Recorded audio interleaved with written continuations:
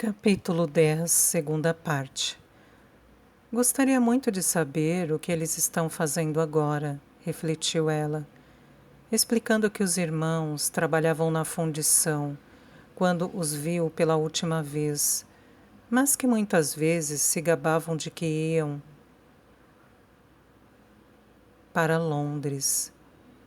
Hope raramente falava sobre sua família. De modo geral, evitava até pensar neles, para não ficar triste. No entanto, ainda estava radiante de orgulho por ter conseguido roubar a torta e animada com a recém-descoberta confiança que achou que ficaria abalada com as lembranças. Toupeira e Cambito foram para Londres, mas mal chegaram lá e foram espancados e roubados. Levaram os casacos e as botas deles, retrucou Gussie, referindo-se aos dois rapazes que dividiam o quarto em Lamb Lane. E eles são duros na queda, então acho que seus irmãos não iam ter chance nenhuma lá. A insinuação de Gussie de que meninos do interior não saberiam se virar em Londres não incomodou Hope, mas desencadeou a lembrança de seu pai entrando cambaleante em casa, encharcado e doente, tentando explicar o horror por que passara em Bristol. De repente percebeu que o cortiço onde ele pegara a doença que o matara e a sua mãe provavelmente ficava em Lewisham. Ela não teve medo. Não tanto da doença, embora soubesse que havia muitas à volta deles, especialmente entre os irlandeses que chegavam com o olhar vazio e morrendo de fome em todos os navios, vindos da Irlanda assolada pela escassez. Mas ela havia sido infectada pelo outro mal que deixaria seu pai escandalizado, o roubo. Seus pais sempre tinham sido escrupulosamente honestos. O pai não levava sequer um repolho ou algumas batatas enquanto trabalhava numa fazenda. Ela sabia que os pais iriam se revirar no túmulo se soubessem onde ela estava morando e o que tinha feito naquele dia. Passou as 2 primeiras semanas em Lewisham, tão horrorizada com o lugar quanto seu pai. Costumava chorar até dormir à noite, odiando a Albert pelo que fizera com ela.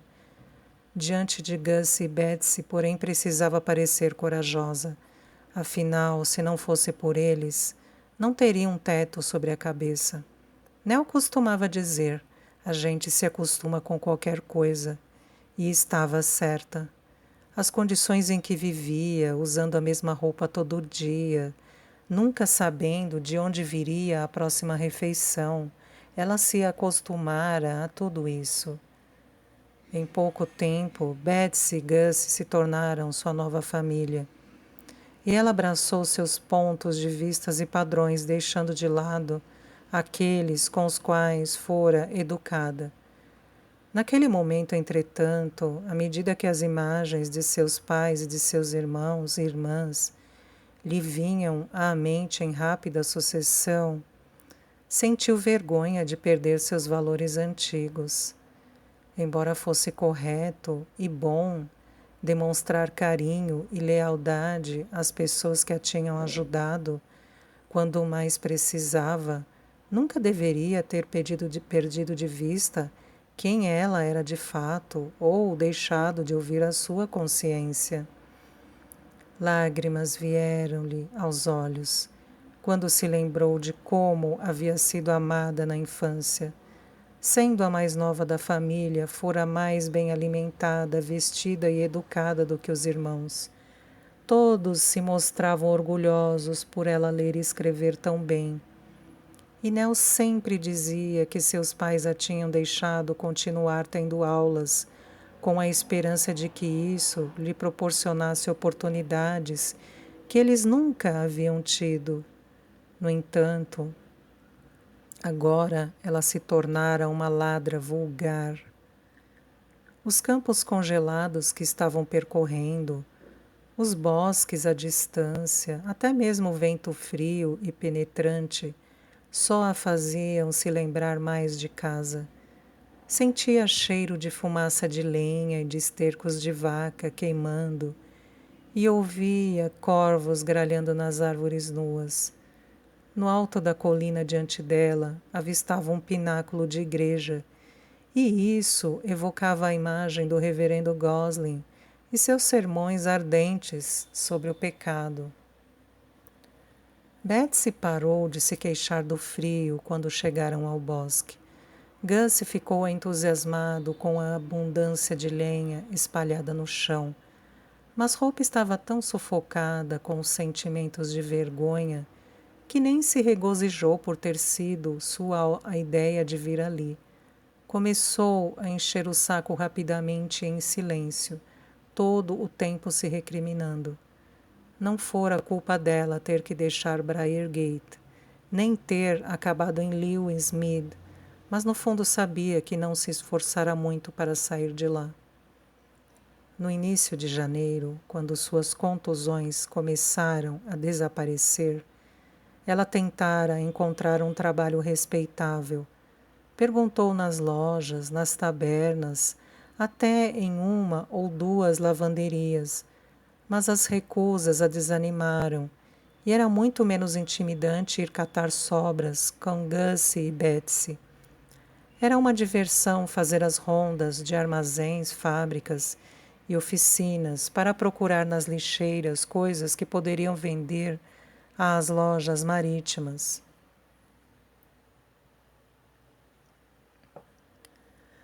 Gostava de recolher o dinheiro que as pessoas jogavam para Gussie quando ele fazia suas mímicas do lado de fora do teatro.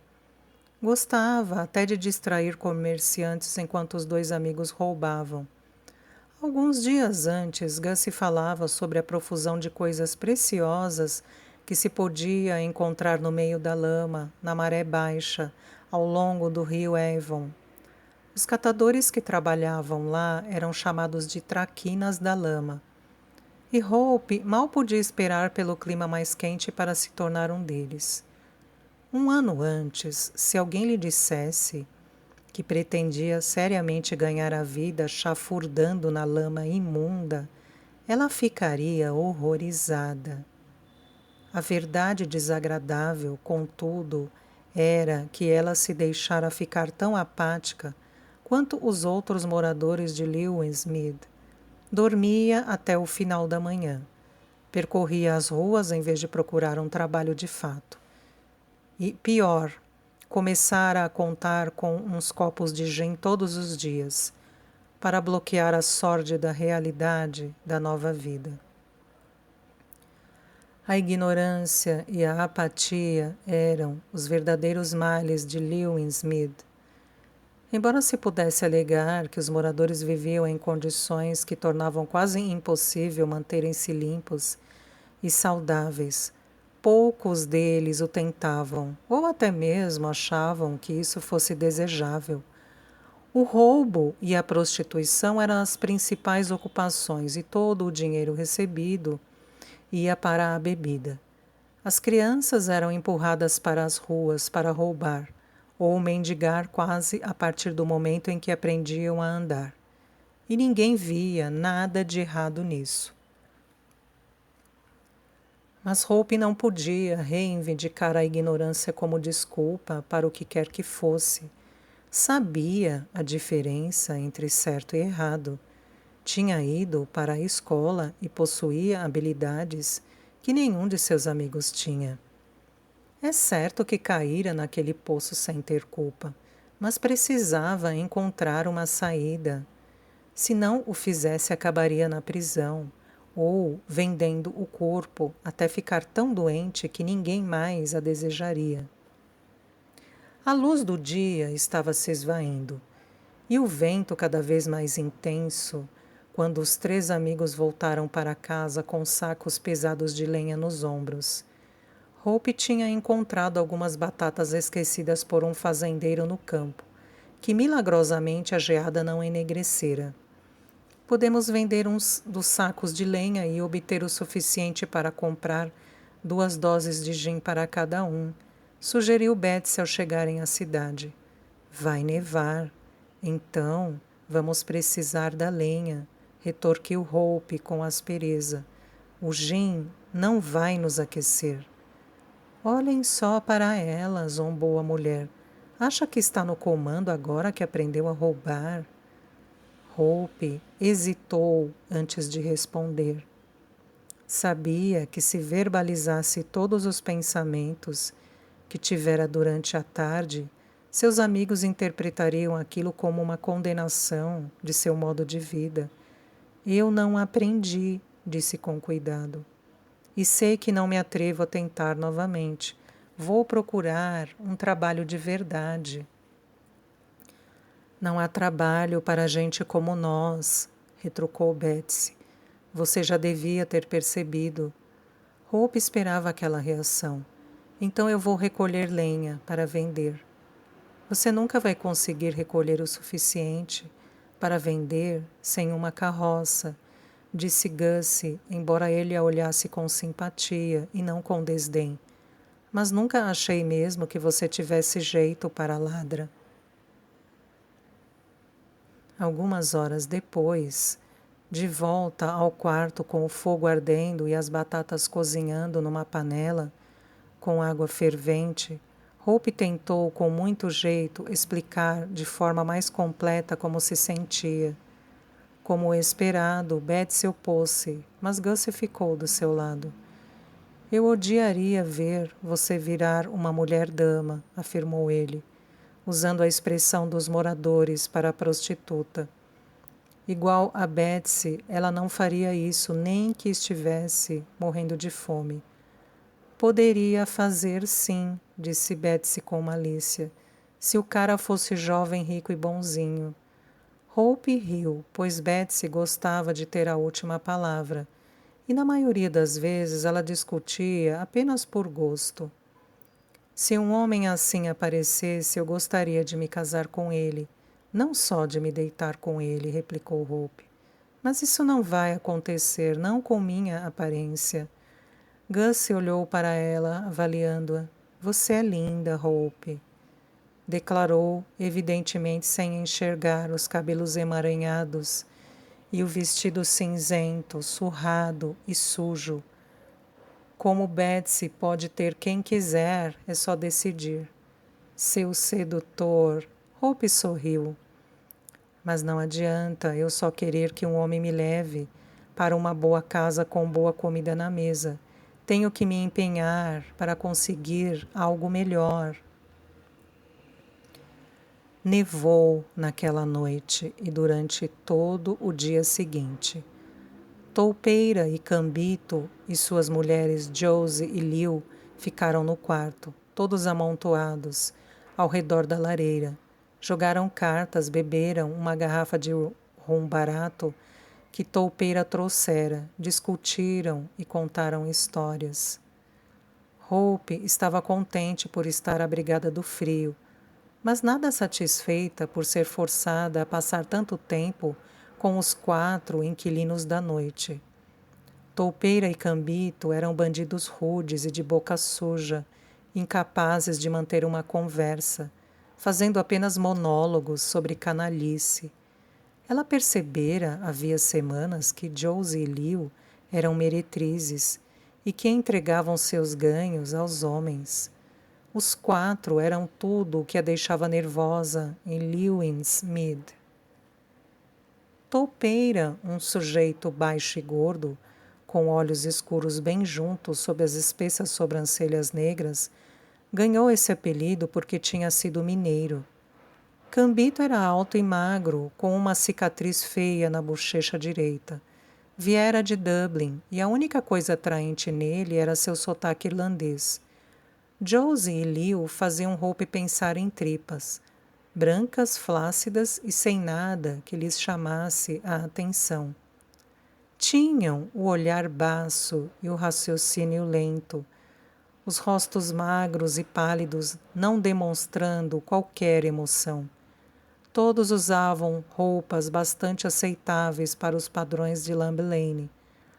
mas a sujeira incrustada na pele, o olhar vazio e o fluxo constante de obscenidades e linguajar de baixo calão eram repugnantes. Às 5 da tarde, Hope achou que aquilo tudo era uma amostra do que significava estar em uma cela de prisão lotada com outras 6 pessoas, respirando um ar fétido, perturbada por cheiros nocivos de corpos imundos e obrigada a suportar as fanfarronices de homens que eram verdadeiros parasitas. Passara a maior parte do dia olhando pela pequena janela. Pelo menos a neve tinha tornado a vista dos telhados bonita e limpa. Mas então ficou escuro. Ela foi obrigada a voltar para a pilha de sacos. E à luz de apenas 2 velas e do fogo da lareira, os 4 inquilinos não pareciam apenas desagradáveis, mas também ameaçadores. Percebeu que Gussie e Betsy também não estavam felizes em lhes ter sido imposta a companhia dos outros 4. Betsy se chamava os inquilinos de amigos, mas isso significava que ela e Gussie os conheciam bem, não que gostavam deles. Precisavam do dinheiro pontual da sublocação para pagar os 3 shillings por semana do aluguel do quarto. E até então, os inquilinos sempre tinham desaparecido às 10 horas da manhã, só voltando tarde da noite. O cárcere forçado, pelo menos, teve o efeito de reforçar a convicção de Hope de que deveria encontrar uma maneira de sair de vez de Lewensmead. No entanto, ao olhar para o rosto de Betsy e de Gussie à luz de velas, sentiu uma pontada de tristeza, pois isso quase certamente significaria deixá-los para trás. Em que está pensando? Perguntou Gussie em voz baixa, quase como se pudesse ler seus pensamentos. Em procurar trabalho, sussurrou ela de volta, sabendo que caso um dos inquilinos a ouvisse, teria muito a dizer sobre o assunto, e nada que ela gostasse de ouvir. Você poderia ir à escola gratuita, sugeriu ele. Tem um cara lá chamado Sr. Phelps que dá aulas. Ele pode ajudar você. Dizem que é um homem decente. Hope também tinha ouvido dizer que a filha de um vigário chamada Senhorita Carpenter ocupara um antigo salão em St. James Beck para ensinar as crianças abandonadas e desgarradas de Lewensmead a ler e a escrever. Tinha a reputação de pessoa empenhada em dar às crianças dos cortiços uma oportunidade na vida. Porém, até aquele dia, Hope não se interessara muito em saber mais sobre ela. Parece que você andou enfiando o nariz onde não era chamado, disse ela em tom provocador. Gussie era um verdadeiro enigma. Externamente parecia astuto, convencido e teimoso como toupeiro e cambito. Mas por trás dessa fachada havia uma alma muito sensível e gentil. Hope pressentia que algo terrível acontecera com ele na infância. Provavelmente na fazenda para a qual fora mandado para trabalhar, pois ele sempre se fechava quando ela lhe fazia perguntas a respeito. Ele tinha em si um traço de ternura que a vida das ruas não tinha eliminado, e também o seu próprio código moral, que o impedia de roubar daqueles que considerava os seus. Estive lá algumas vezes, ele suspirou. Queria aprender um pouco nos livros, mas não é coisa para mim. As crianças que vão para lá são novinhas e também não posso ir todo dia. Eles dão aulas à noite, não dão? Perguntou Hope. Você poderia ir. Gus se deu de ombros. Eu pensei sobre isso tudo, mas aí teria que deixar Betsy por conta própria. Ela não está segura sem mim, nem você. A explicação fez um nó se formar na garganta de Hope, porque ela sabia de que Gussie tinha medo. daqueles que as pessoas chamavam de traficantes de escravas brancas, que forçavam as mocinhas a se prostituírem. Havia inúmeros homens e Lewin Smith, entre eles toupeira e cambito, que viviam dos ganhos das mulheres como prostitutas. Muitas dessas mulheres, sem dúvida, eram empurradas ou até mesmo forçadas por seus homens àquela vida. Porém, não era preciso temê-los, pois Betsy conhecia a todos e não seria levada a tomar este caminho por nenhum deles. Os traficantes de escravas brancas eram muito diferentes.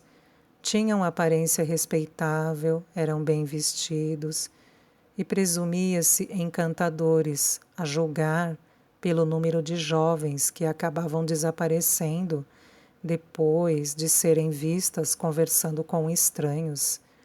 Havia uma mulher trabalhando na Drawbridge, uma cervejaria no cais, frequentada por marinheiros, que tinha sido capturada e levada para um bordel em Londres.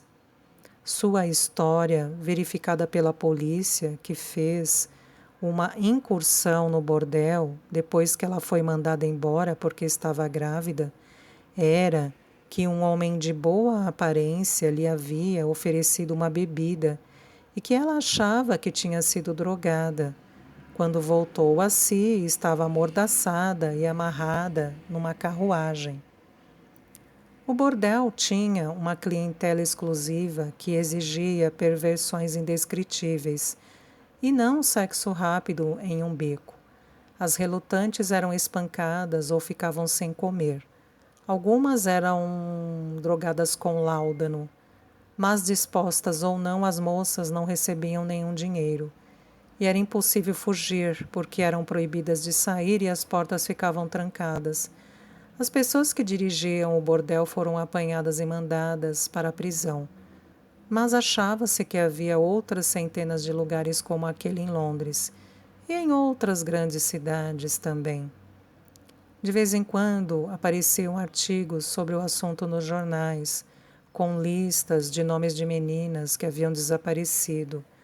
Mas a opinião geral era que a polícia não investigava a fundo, porque os homens que usavam esses bordéis eram ricos e poderosos. Betsy já tinha sido enganada uma vez. Contou a Hope sobre a provação que passara com o capitão de um navio, que lhe oferecera 5 guinéus por sua virgindade. Ela dissera com sua franqueza habitual que ele era fornido como um jumento e não ficou satisfeito. Ela disse que saiu sangrando da estalagem, para onde ele a levou, que mal podia andar e jurou que mesmo que alguém lhe oferecesse uma centena de guinéus, não passaria por aquela agonia outra vez. No entanto, Hope achava que Gussie tinha razão em se preocupar com a possibilidade de Betsy ser roubada, porque ela atraía muita atenção. Tinha uma personalidade envolvente e vivaz que animava um bar no momento em que entrava. Movia-se de forma sensual e conversava com todo mundo. Se Gussie não estivesse com ela, seria fácil alguém drogá-la e levá-la embora. Você poderia pedir a Betsy que não saísse enquanto você estivesse nas aulas, sugeriu Hope. Gussie riu. Sei bem o que ela vai responder. Hope também. Betsy não gostava de receber ordens e ria dos temores de Gussie.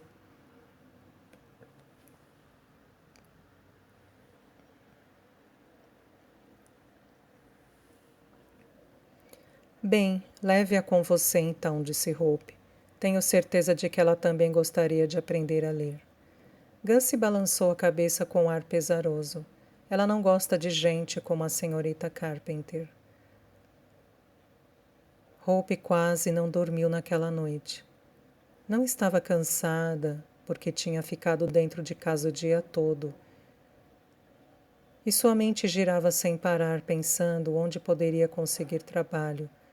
Sem um atestado de conduta e nenhuma roupa limpa, não tinha a chance de voltar para o serviço doméstico ou fazer qualquer outro tipo de trabalho respeitável. Recolher lenha era a única alternativa que lhe restava. Entretanto, como Gussie havia salientado, sem uma carroça ela não conseguiria recolher uma boa quantidade para vender. Ainda estava escuro quando se levantou. O quarto fedia e Toupeira roncava tão alto que ela não aguentaria ficar ali nem mais um minuto. Sempre dormia vestida, porque fazia muito frio à noite. E apanhando as botas, o capote que usava como cobertor e um dos sacos em que estava deitada, ela se afastou, tentando não pisar nas pessoas adormecidas. Lamb-Lane era traiçoeira, com a neve cobrindo as pedras do calçamento, e silenciosa como um túmulo àquela hora da manhã. Mas, por sorte, parecia fazer menos frio do que no dia anterior. Hope calculou que precisaria vender 5 ou 6 cargas de madeira por dia para ganhar a vida daquela maneira.